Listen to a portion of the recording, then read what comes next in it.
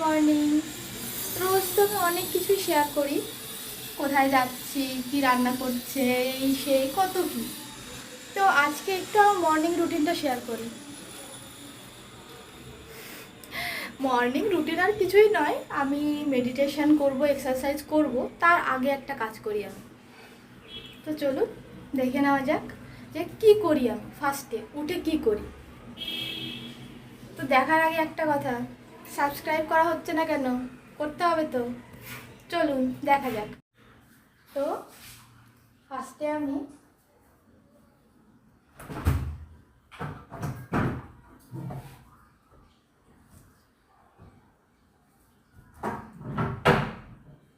যেটা করি সেটা হলো এটা আইস কিউব।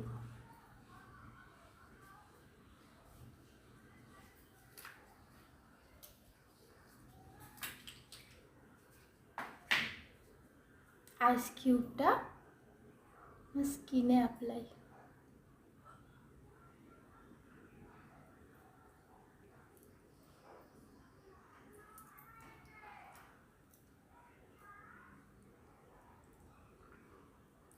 কোনো রকম মুখ আমি ওয়াশ করিনি, দেখুন।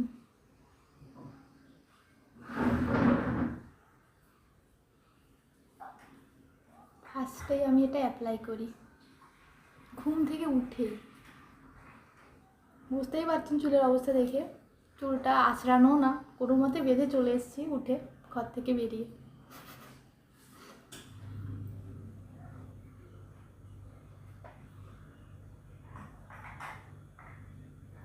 অ্যাকচুয়ালি আমার অয়েলি স্কিন, তো সকালবেলা মুখে ভর্তি করে অয়েল, ভর্তি ভর্তি মুখে অয়েল, এটা আমি জাস্ট পছন্দ করি না। আমার পছন্দের জন্য নয়, অনেক পিম্পলস বের হয় তার জন্য। তো এটা আমি অ্যাপ্লাই করি সকালে।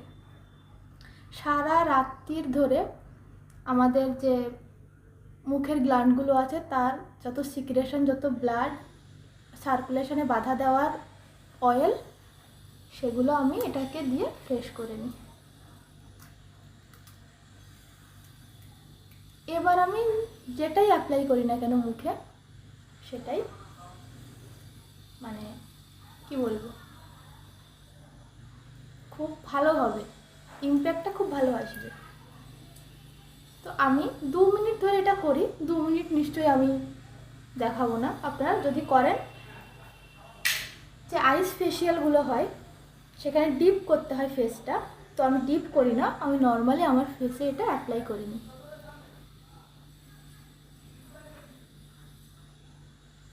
হয়তো আহামরি কিছু গ্লোয়িং স্কিন না হলেও রেগুলার স্কিনটা যাতে ভালো থাকে। প্রচুর পিম্পলস আসতো আমার মুখে, তো এখন অনেক কমে গেছে। তো এটা আমি রেগুলার ইউজ করছি। ইন ফিউচার আপনারা আমার ভিডিও দেখবেন, আশা করছি দেখবেন, নিশ্চয়ই দেখবেন, তো তখন দেখতেই পাবেন যে এটা আমার স্কিনে কাজ করেছে কিনা। যদি না করে আমি বারণ করে দেবো, কিন্তু করেছে, আগের থেকে ইমপ্রুভ হয়েছে। তো বাকি কাজগুলো করে নিই, চলুন। তো এখন আমি নিচে এসেছি। আমি ফার্স্টে দেখছি আমার গাছে একটা সাদা ফুল ফুটেছে, রোজই ফুল ফোটে। আমি প্রথম ব্লগেই দেখিয়েছিলাম যে এখানে কত ফুল ফোটে, আর ফুলগুলো আমি তুলি, পুজো করি। তো সেই সব আমি করব, কিন্তু আমাকে বড় মা ডাকছে, বলছে যে আজকে আমি দই রুই করব। তো চলুন কি করছে একটু দেখে নিই। বাকি মর্নিং রুটিনের বাকি কাজগুলো আমি পরে শেয়ার করব। করে খান। আজকে আমি বাজারে গেছিলাম, দেখি যে রুই মাছ, তা রুই মাছের ডিম হয়ে গেছে, পেটিতে খুব পাতলা, তবু নিয়ে এসছি যে আমি আজকে দই দিয়ে রুই মাছের এই পেটি দিয়ে রুই কাতলা করবো। হ্যাঁ, আমরা এইটা কাতলা মাছের মতনই ব্যবহার করব। আমার মতন আপনারা পারবেন, দেখবেন যে কি হয়। হ্যাঁ, প্রথমে আমি নুন দিলাম, হলুদ দিলাম, এবার একটু জিরের গুঁড়ো দিলাম, আবার দেবো ধনের গুঁড়া, তারপরে দই দিয়ে এইটি আমি মাখিয়ে রাখবো।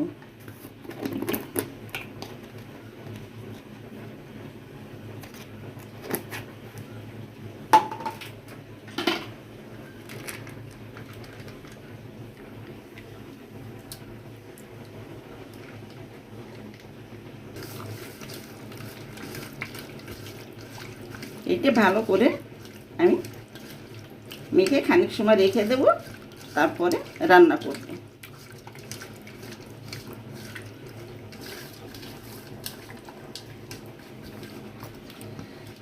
হ্যাঁ, এটি রেখে দিলাম। 10 মিনিট হয়ে গেছে। বড় মাটা মাখিয়ে রেখে দিয়েছিল ম্যারিনেট করে। এবার বাকি রান্নাটা করবে। তেল দিলাম। প্রথমে কড়াইতে তেল দিয়ে দিল। এবার বাকি যা যা দেবে বড় মা সব বলবে, আপনারা দেখুন, আপনারা সাথে থাকুন, পুরো রান্নাটা দেখতে হবে যে কেমন হয় রান্নাটা।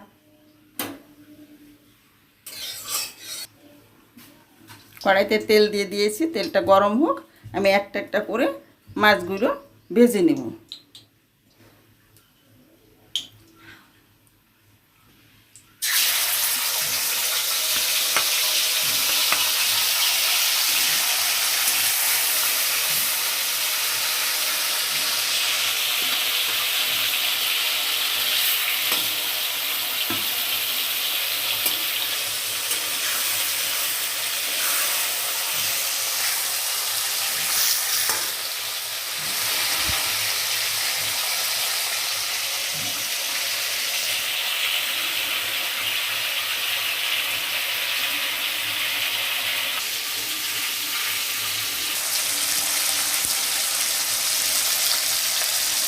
কয়টা কাঁচা জিরা দিয়ে দিলাম, কেননা জিরাটা দিলে গন্ধটা ভালো আসে।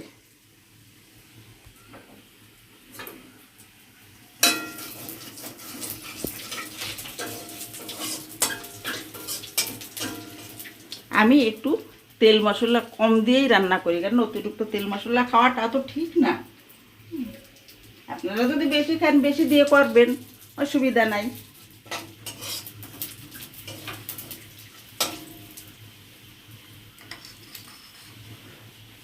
এবার আমি মশলা দিয়ে দিলাম, টমেটো কুচি, কাঁচা লঙ্কা, আদা,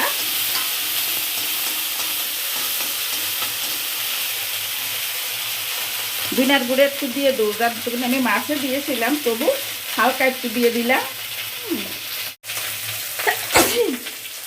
এখন একটু জিরার গুঁড়ো দিলাম।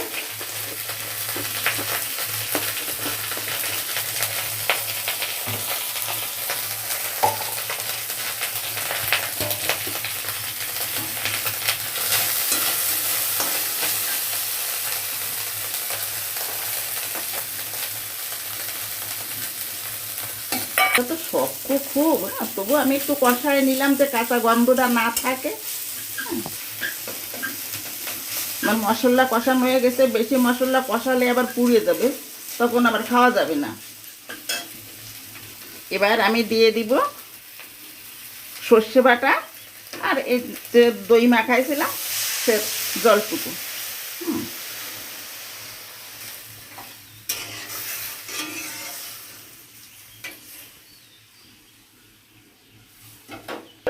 হালকা একটু চিনি, কালারটা ভালো আসবে তার জন্য।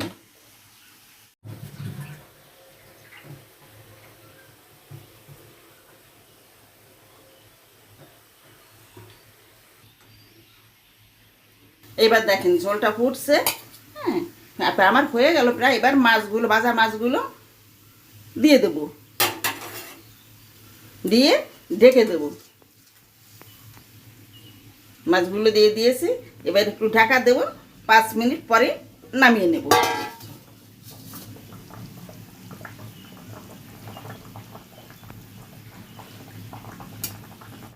দই রুই, আপনারা দই কাতলা খান, আর আমি করছি দই রুই। দই রুই আমার হয়ে গেছে। নামানোর আগে একটু গরম মশলার গুঁড়া দিয়ে দিলাম, আর দিব একটু কাঁচা তেল। একটু কাঁচা তেল দিলে কালারটা খুব ভালো আসে।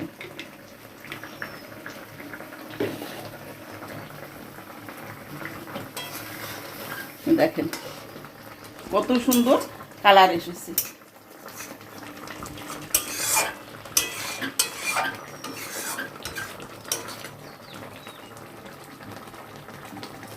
এবার আমি নামিয়ে নিলাম।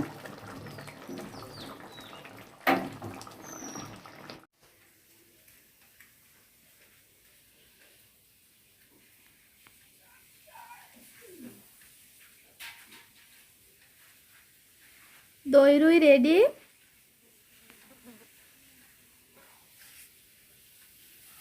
বড় মা রান্না কমপ্লিট হয়ে গেছে। এটা এবার খাওয়ার পালা। আপনারাও করে খেয়ে দেখবেন। দই কাতলার থেকে দই রুই ভালো কি না সেটা এসে ভিডিওতে কমেন্ট করে বলবেন।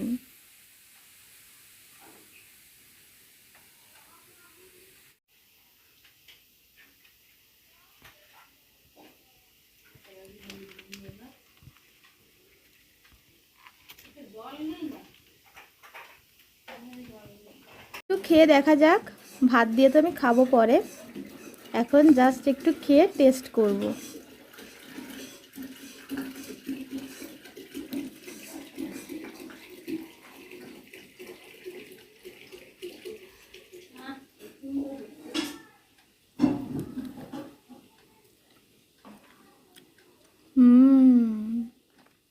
দারুণ হয়েছে রান্নাটা।